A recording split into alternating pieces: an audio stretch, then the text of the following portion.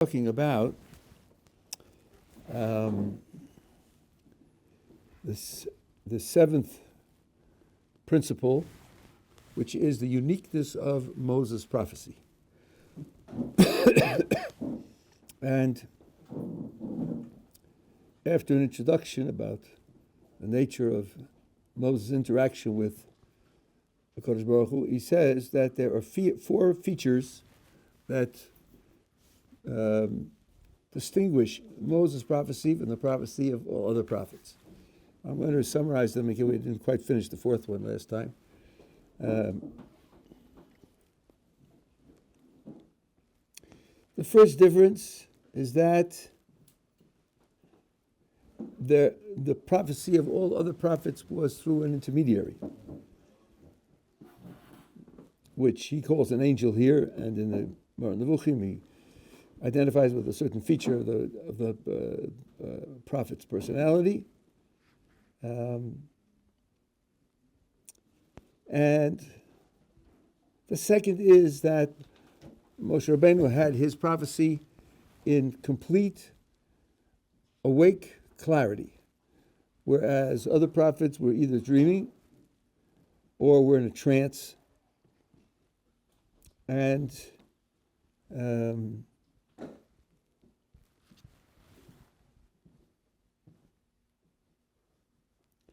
the information they received was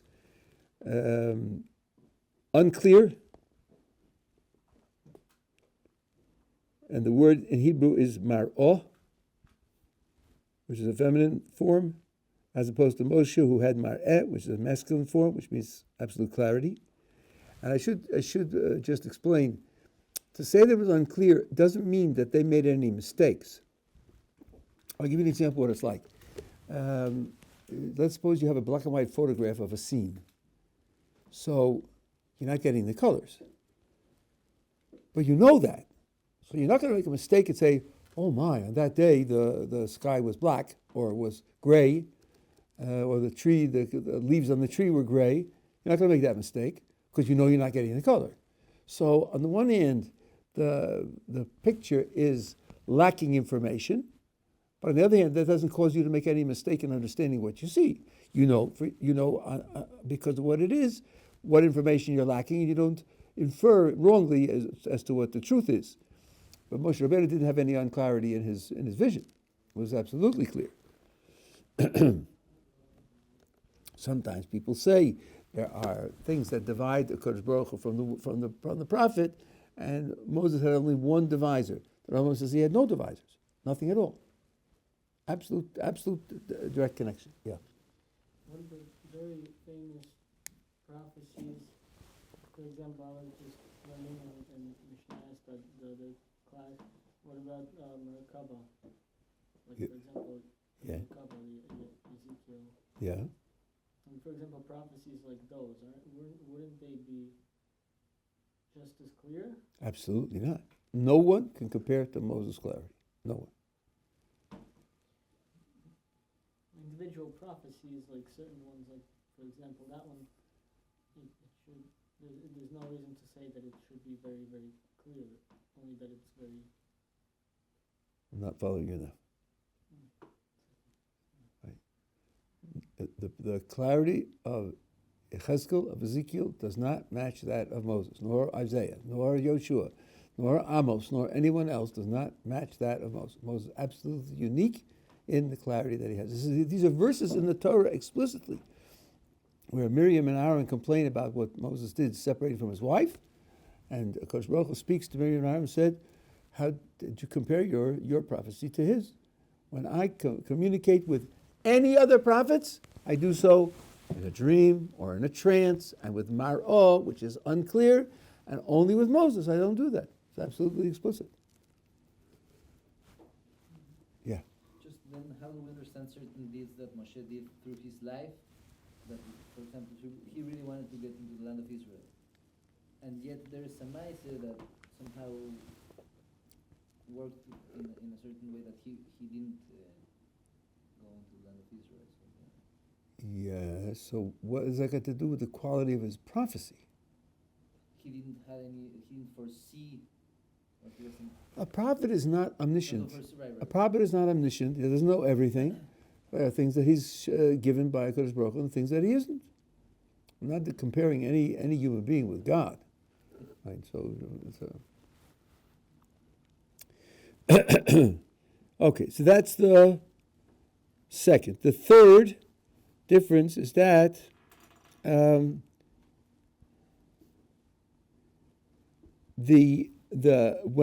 another prophet has prophecy, he loses total control of himself. He falls on the ground.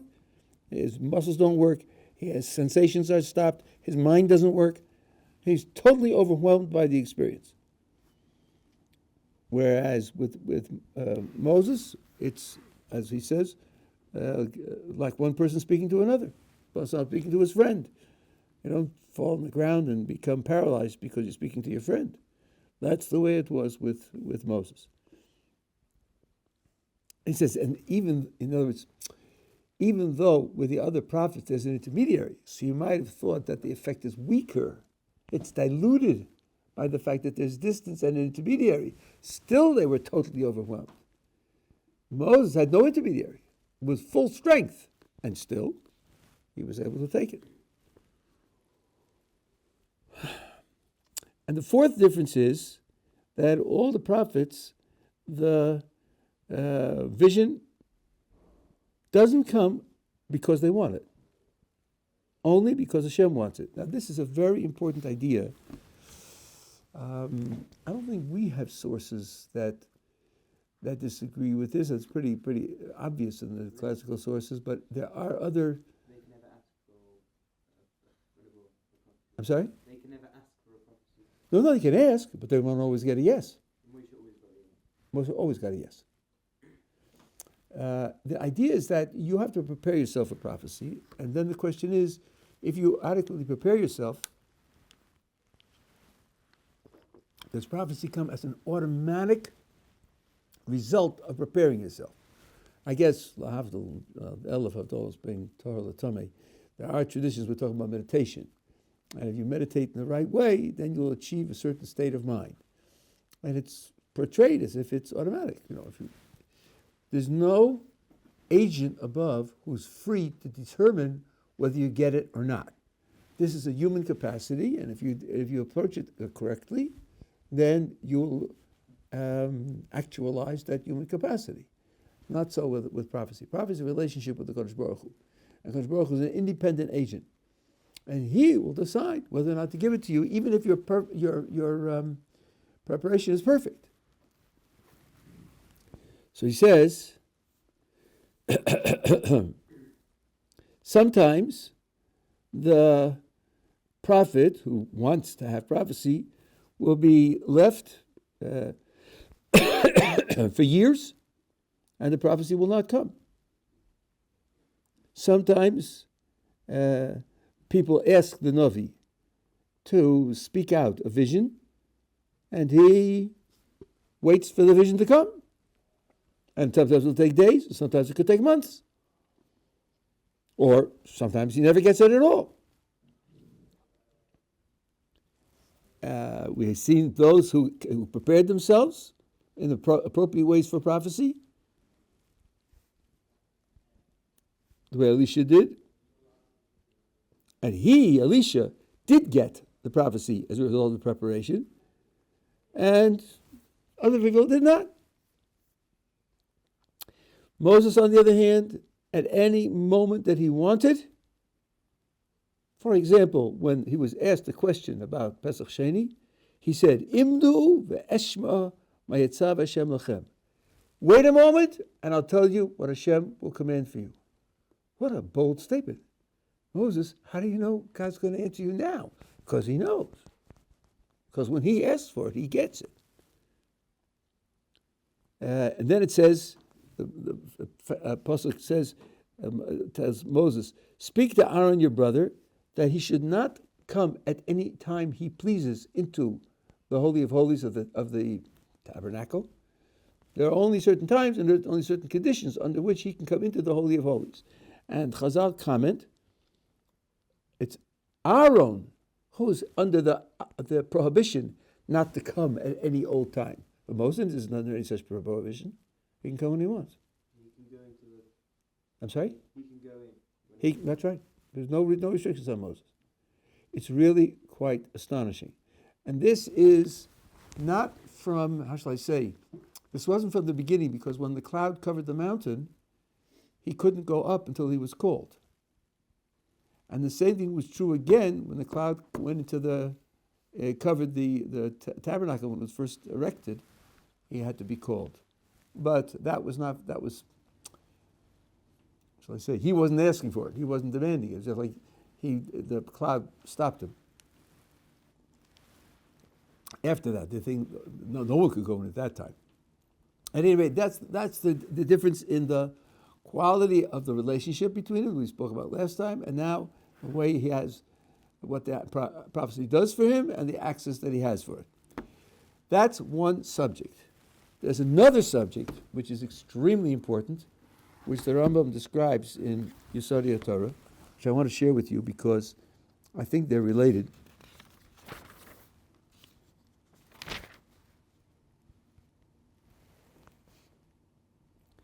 This is in the 8th chapter of Yeshivat Ohr Torah, the fundamentals of the Torah. This is the authority of the prophet. Prophets have certain legal authority. When they give commands, you have to follow them. Elov tishma'un. You have to pay attention to what the prophet says, and you have to do what he says. Even sometimes when he tells you to violate a mitzvah, the prophet has the power to do that.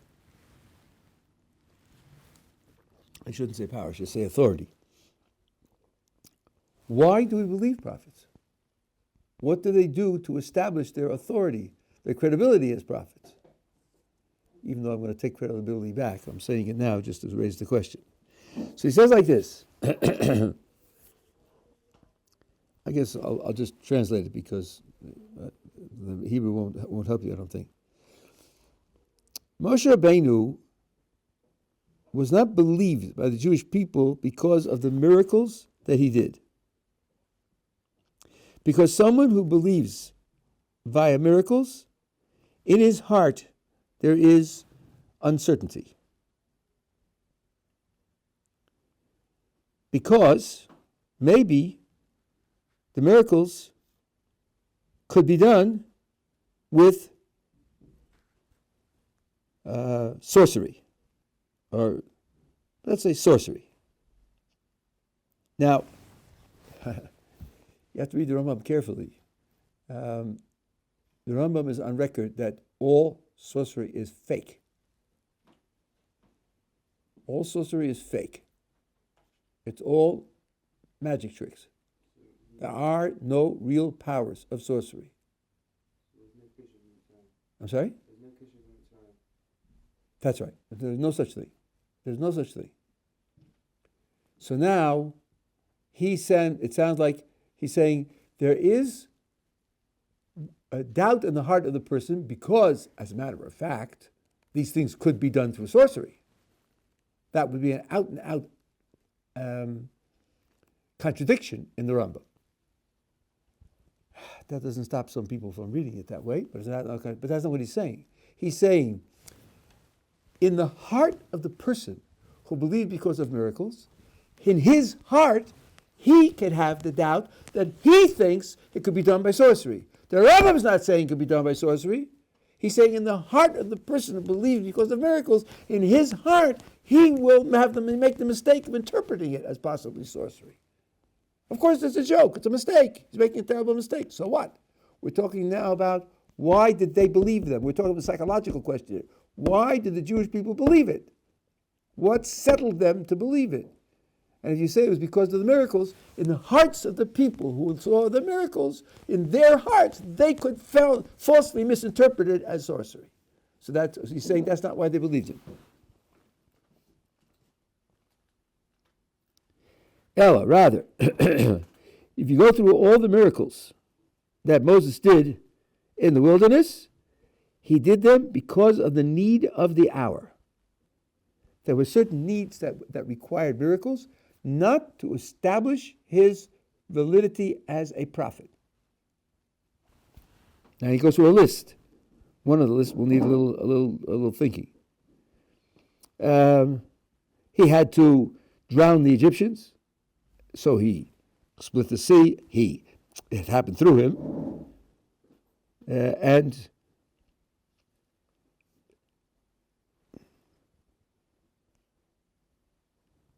he covered them up with the sea. They needed food, so he brought down the manna. They needed drink, he split the stone. The congregation of Korach denied him, so the earth swallowed them up. Now let's see. The congregation of Korach denied him, so the earth swallowed them up. What did they deny? Wasn't that to establish his authority as a prophet? The answer is no. Korach didn't deny the 10 pronouncements of Sinai. Korach didn't deny the mitzvah of Shabbos or Kashrus or other things. Korach didn't deny that Moses was a prophet. Korach didn't deny that God spoke to Moses. It was only putting Aaron in as high priest. Now, even if you say Korach denied that God told him that, it doesn't follow that he denied Moses as a prophet. He didn't say he wasn't a prophet.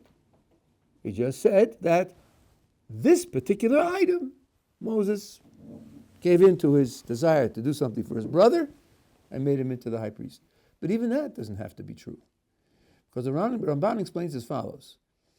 After Korach and his company are swallowed up by the ground, the next day, the Jewish people say to Moses and Aaron, you have killed the congregation of God. Atem amitem es am Hashem. You killed them. So the reader thinks, wait a minute. These people are Jewish, don't they get the point? Wasn't that yesterday's problem? And a great miracle took place and they were swallowed up. You still don't get it? You still don't understand? So the Rambam explains as follows. Yes, Korach was wrong. Yes, Korach deserved to be punished. But why did he die? Why did he die? Why didn't something else happen? Because you, Moses, said, if these people die a natural death, then then it isn't true that I was appointed to appoint Aaron as high priest. And if the earth swallows them up, then that proves that I was right about Aaron. You said they should die. If you hadn't said they should die, maybe Kodesh Baruch Hu would have punished them more leniently. They could get tzaras, they could become poor, they could become ill. You were the one. Yes, of course, Kodesh Baruch Hu did it, and you were right in the machlokes. But they only died because you wanted them to die. The same thing could be said about Aaron being appointed high priest. Of course, the Kodesh Baruch Hu told you to appoint him. We're not saying that you made it up, but why? Why did Kodesh Baruch Hu tell you to make Aaron your brother the high priest? Because you wanted it. That's why. And we have a rule: tzaddik goes over Kodesh Baruch Hu Mekayim. Tzaddik wants something, goes there, whatever that means. Right? Then the Kodesh Baruch Hu will do it because of his closeness and his commitment to the tzaddik. So yes, the Kodesh Baruch Hu told you, but it wasn't neutral. It wasn't without an interest on your part. You wanted it, and that's why he told you. So that was the issue there. And to prove, and that's why he says, Kodesh Baruch Hu sent me, kilomi libi, not from my heart. Moses is very clear. I think that's what those words mean. It's not from my heart. My heart wasn't involved. I was there just to do what Kodesh Baruch Hu wanted. So at any rate, Korach is not a counterexample to the klal that he's making. He himself is making the klal.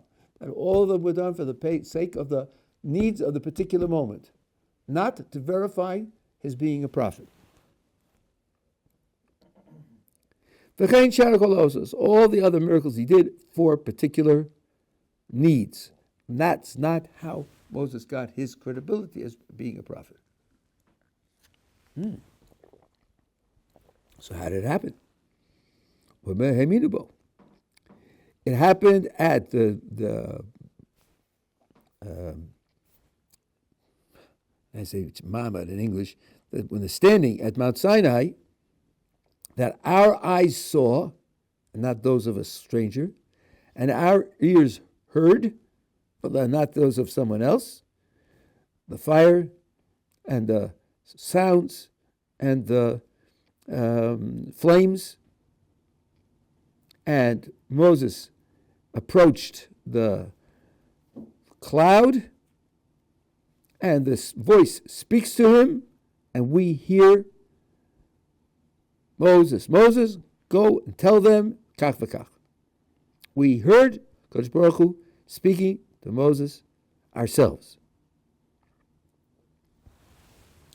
Now, when I read this for many years, I thought of this as who's he speaking of now? Our ears heard.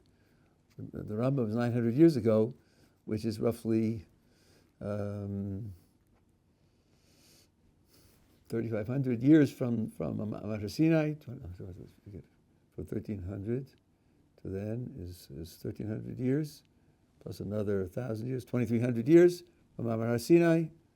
I mean, our ears heard.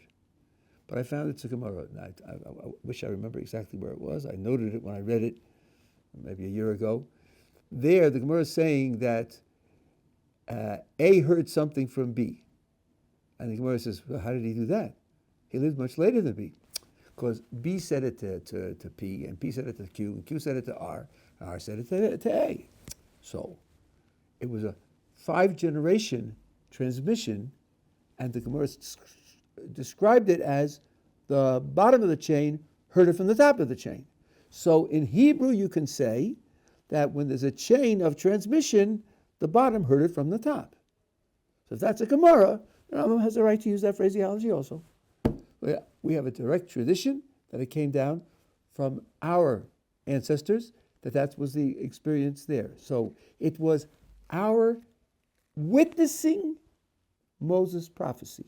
That's why he got the credibility of being a prophet, because we ourselves witnessed it, not because he did miracles. And it's very interesting that if you the words here and the words in the Mor Nevuchim are the same. It's a very interesting picture to think about. It means there was a conversation going on between HaKadosh Baruch Hu and Moshe, and we overheard the conversation. He wasn't speaking to us.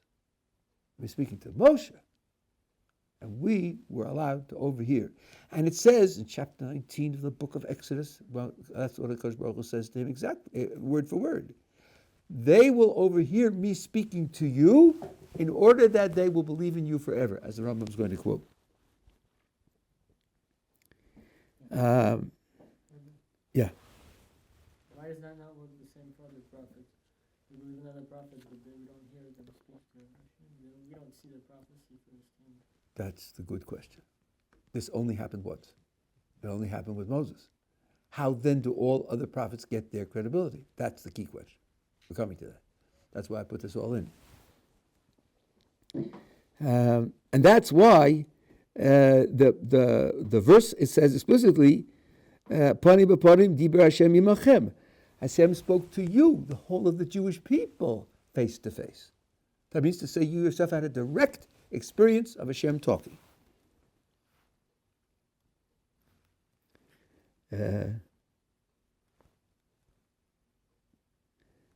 And also the verse says he didn't just make the covenant with our ancestor, but he made it with us also. And how do we know that only the experience at Sinai was the basis of his credibility of being a prophet and nothing else? That's the only thing that's solid, that's absolute, that there's nothing that could be questioned. As it says, and this is the verse in chapter 19 of that I mentioned to you, Hine Anochi bo elecha ba'av ha'anan. Behold, God, HaKadosh Baruch Hu speaking to Moshe, I come to you in the thick cloud, ba'avur yishma ha'am b'dabri imoch, so that the people will hear when I speak to you, v'gam b'cho ya'aminu le'olam. And they will then believe in you forever. This is where it is said, because of this incident alone, they'll believe in you forever. Meaning maybe they could believe in you temporarily. Maybe the miracles could have some effect. Yes, that could be.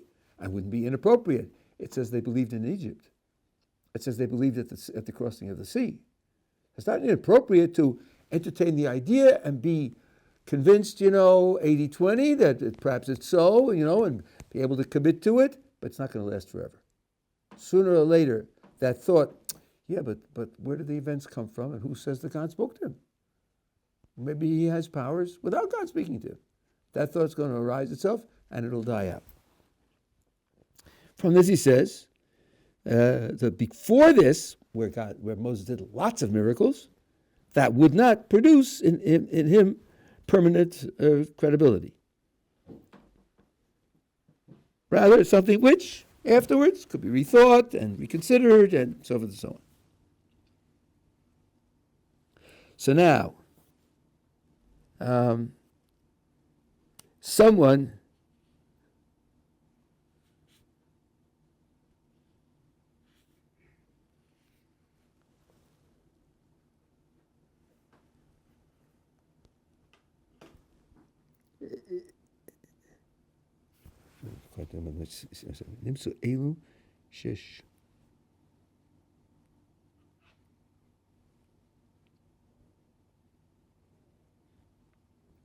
that means we are witnesses to his prophecy. He doesn't need to have a miracle done as evidence that the person is a prophet, because he witnessed it himself. Just like two witnesses who testify in court,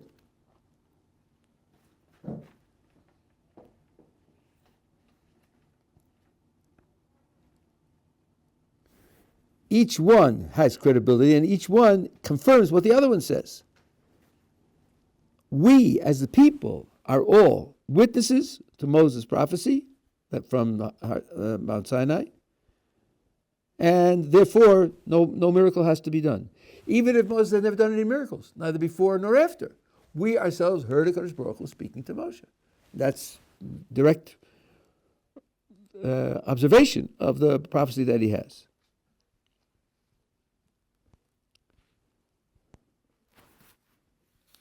So then he talks about the ones that were done beforehand, the miracles that were done beforehand. Okay, that's not relevant to us. And then he says, what about other later prophets? Every prophet who comes after Moses, we don't believe him because of the miracle alone. Now, there are criteria for identifying who is. No, let me say more clearly. There are criteria for deciding to treat someone as a prophet, to give him the authority of a prophet. And the criteria are, so Rambam lays out, we saw it in the Perish Mishnayos, and he lays it out here as well. They are, the person has to be a great scholar, and he has to be, of course, a person who lives up to what the Torah wants him to do. He has to have good character, and he has to do something extraordinary. He does have to do something extraordinary, supernatural. Either have supernatural knowledge. I'll give you the closing Dow Jones Industrials for the next 60 days to the 100th point. I'll give them to you now. Unless you think he has power to control the Dow Jones, which is also supernatural, so then, something funny is going on there, right? Something beyond the natural is going on there. Or he brings about things that are supernatural. He has to do a miracle so that he can be qualified as a prophet. Now, Rambam says, given what I told you, what place does the miracle have in confirming that he's a prophet? I told you, a miracle by itself cannot confirm prophecy. So what role does the miracle have for these later prophets? He says,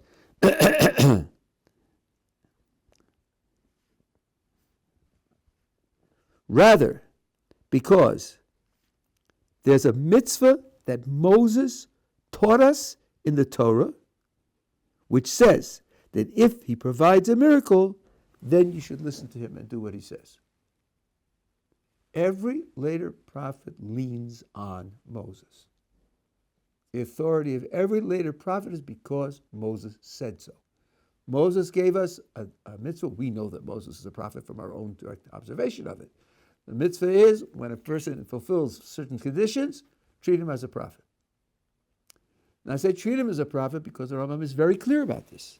He says, just like the Torah tells us that we should decide a court case on the basis of the testimony of two witnesses,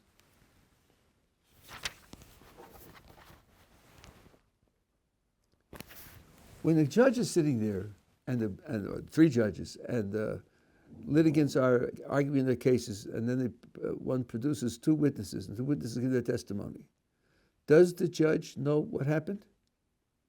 Says the Rambam, he certainly does not. He doesn't know what happened. We have a legal rule. The witnesses talk, you cross-examine them, and you subject them to investigation, and if they pass the examination, then you decide the law according to the two witnesses, even though you don't know what happened.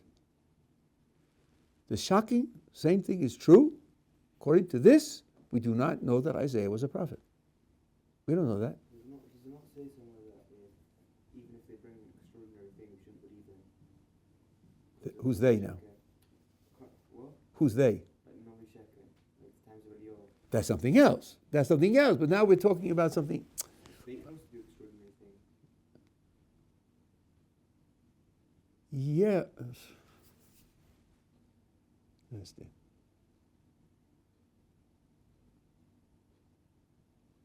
I'm saying how it's related to what I'm talking about. I'm saying now that when someone fulfills the criteria that Moses himself gave, They give, the great thing doesn't finish off what proves them to be nothing. yeah, but it's not the possibility of there being that happens to be machlokes whether when a Novi Sheker does a miracle, whether that's how he established his authority, or it's only after he established his authority, and then he went bad. And that the original miracle established his authority correctly. That's Machlokes Rishonim. But the issue now is not that. The issue is what follows from the fact that this person fulfilled the criteria of Moses. I mean, HaKadosh Baruch Hu is running the world, and he's the one who decided to give prophecy or not. So he could have arranged it that he'll only give prophecy when the conditions are fulfilled. Won't give it when they're not fulfilled, right? We don't know that. You don't know that. All you know is you have a law, and the law says when the conditions are fulfilled, then you treat him as a prophet. So all you're getting now is a rule to treat him as a prophet, not more than that. That's what you get, and you get it because of Moses' authority. Now, that's why he says in Perek Gimel, if a person, he says, Novi, will do miracles, great miracles, and then says he wants to deny something in Moses' Torah. Let me give you an example about this. I'm just making this up as I go along. A guy says, listen, I'm special. I'm very close to God, and God talks to me. And to prove it, let's go to the park. There's a pond in the park. Watch, I'll show you. I'll walk on the pond. I'm just making this up, you understand? Right? Walk on the pond, on the water of the pond. So, okay, if he walks on the water of the pond, it doesn't sink to the bottom. That's really something. Absolutely. Terrific. Okay, so you go to the pond, and there he goes, strolls out, 50 feet, strolls back on the surface of the pond. Wow. That's special. That's really special. Now that you've got my ear, tell me, what message do you have for us? And he says, well, the first thing I have to tell you is, not everything in Moses' Torah is true. Oh. Or not everything in Moses' Torah lasts forever. It was true, but isn't true anymore. Oh. But then, sir, why should I listen to you? The only reason I'd be listening to you is not because you strolled on the water. I would listen to you because Moses told me so. And you're now telling me that I can't trust everything that Moses told me? You just destroyed your own credibility. That's one of the reasons that early Christianity didn't have much traction with Jews because the message to a Jew was an inherently self-contradictory message. You can't claim prophecy and then use it to contradict something that Moses said, because then there's no reason for us to accept the idea that you're a prophet. That's what Rambam says here, word for word. So, that being the case, every later prophet leans on Moses' authority. Now, this has a very interesting implication. The Gemara in Bava Basra, which says, Chacham adif minavi. The sage is superior to the prophet.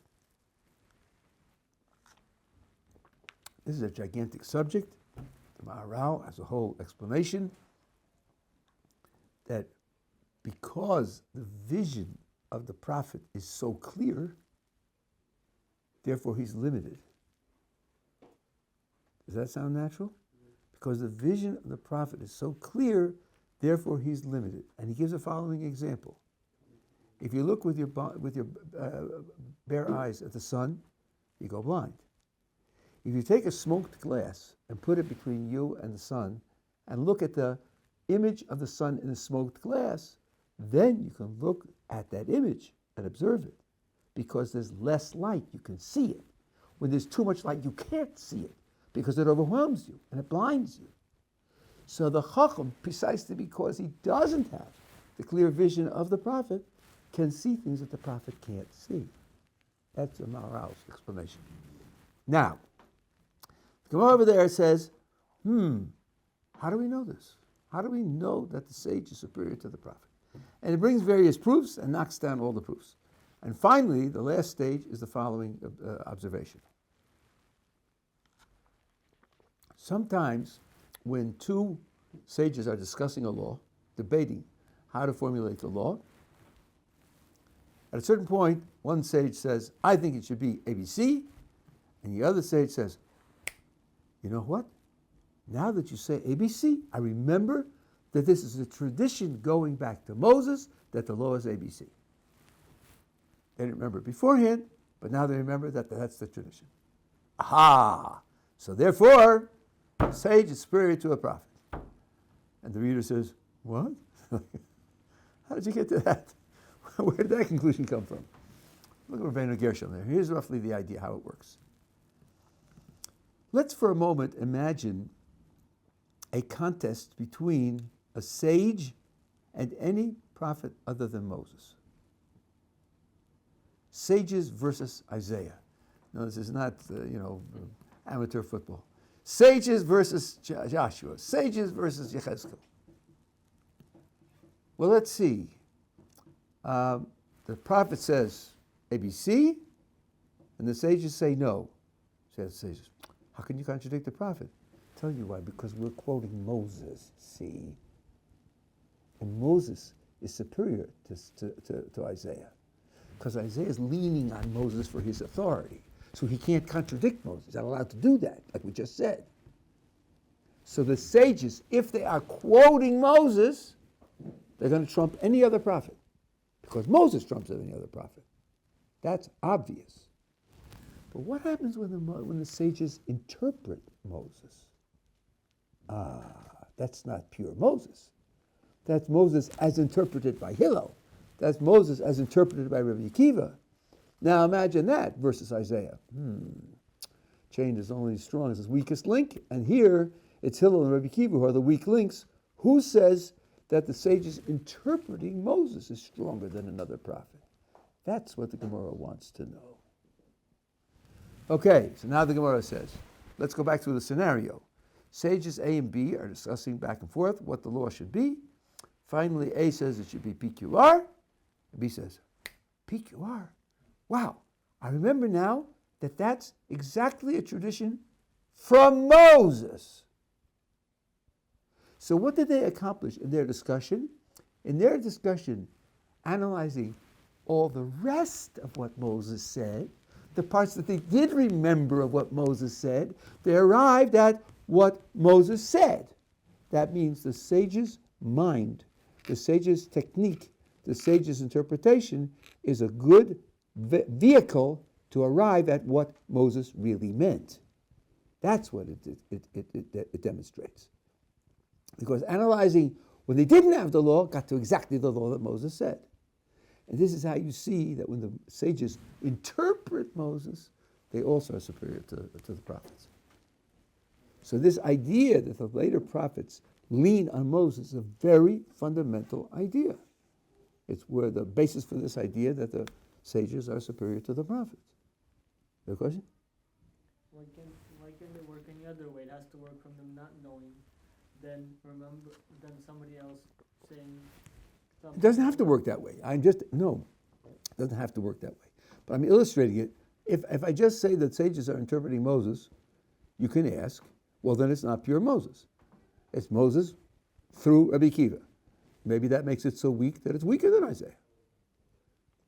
The answer is, in this particular case, if you look at what happened here, you see that they had a direct confirmation that the way they interpreted Moses' Torah was right, because the interpretation they came to was in fact something that is on record as Moses having said it. So that's a proof that their interpretation was correct. From that you get, and by the way, I'm choosing my words carefully, that the mind and the procedure of the prophet is an appropriate vehicle. That doesn't mean it's infallible. Even with a thermostat, you don't always get the right temperature. It's the right vehicle. So that means that you can have a general rule that the sages are superior to the prophets, because when they interpret Moses, they are saying what Moses meant. They are saying what Moses would say if you would ask him now. And that makes it superior to Isaiah. Otherwise, you'd simply say it's an open question whether when they interpret it, it doesn't downgrade the information to the point where Isaiah is superior. Yeah. Don't they know Torah why didn't forget certain things? If they could just figure it out and then confirm it based on something that we have already, based on something that why do they think they draw the connection and then go back? I'm not quite sure what you're referencing here. First of all, new things happen which aren't written down in the laws. You have to interpret the laws to apply them to new situations. Number two, things were forgotten, for sure. Even in the days of mourning for Moses, 3,000 laws were forgotten. Okay, someone there with his chachma was able to restore them, but they were forgotten. And they could be forgotten under those circumstances, they could be forgotten under other circumstances. We have lots of disagreements in the Talmud. That means something wasn't preserved perfectly. So forgetting is part and parcel of being human. And as I say, new circumstances arise, and they have to be applied to. So it's something that's taken for granted. When the prophet matches up with Moshe, that's higher than a sage matching up with Moshe? I don't know what prophet matching up with Moshe would mean. You mean quoting Moshe? Quoting Moshe, yeah. Then it's not his authority, it's Moshe. That's Moshe and Moshe. So it's equal. Yeah. I mean, I should say this. I'm glad I have just a minute to say this. When we talk about prophets, there's an ambiguity here which sometimes misleads people. We're not talking about prophets as people. We're talking about prophecy as a process. Here's an example. Isaiah comes to the Sanhedrin and says, "You're discussing a law. Let me tell you the truth. Because Baruch Hu told me the truth. This is the law." You know what they'll do? They'll execute it. Lo b'shamayim. Torah is not in heaven. Because Baruch Hu is not interfering with the process of the Sanhedrin. He cannot do that. A prophet cannot do that. But suppose Isaiah says, "You're discussing a law. I want to join the discussion." I want to join the discussion. You have your arguments, I'll put out my argument. And Isaiah understands that it'll be the majority rule. That's fine. And even if he says, "Here's the argument, God told me the argument," if he understands that, even so, they're going to discuss it, analyze it, and vote on it, and he only gets one vote, that's also fine. After all, where do ideas come from? If I have a brilliant insight into something, don't I thank HaKadosh Baruch Hu for that? So the fact that it came from HaKadosh Baruch Hu, with prophecy, without prophecy, as long as it's understood that the prophecy can't be the authority for the opinion, then he can certainly join in. It's prophecy that's outclassed by the sage, not the prophet as a person. Usually, the prophet himself is a sage, so he can certainly debate on the basis of what he knows. So it's just he can't claim prophecy as the authority for what he's saying. Anyway, so now you see that the relationship of Kodesh Baruch Hu had to Moshe Rabbeinu, and the uniqueness of the quality of his prophecy goes together with the extraordinary uniqueness of the authority that he has as a prophet. The basis of it, so that's why in Nach it's called Torah's Moshe. It's Moses' Torah. Moses' Torah. It's a gigantic thing to say about anything. Moses' Torah. Yes. Torah's Moshe. Okay. Pick it up tomorrow.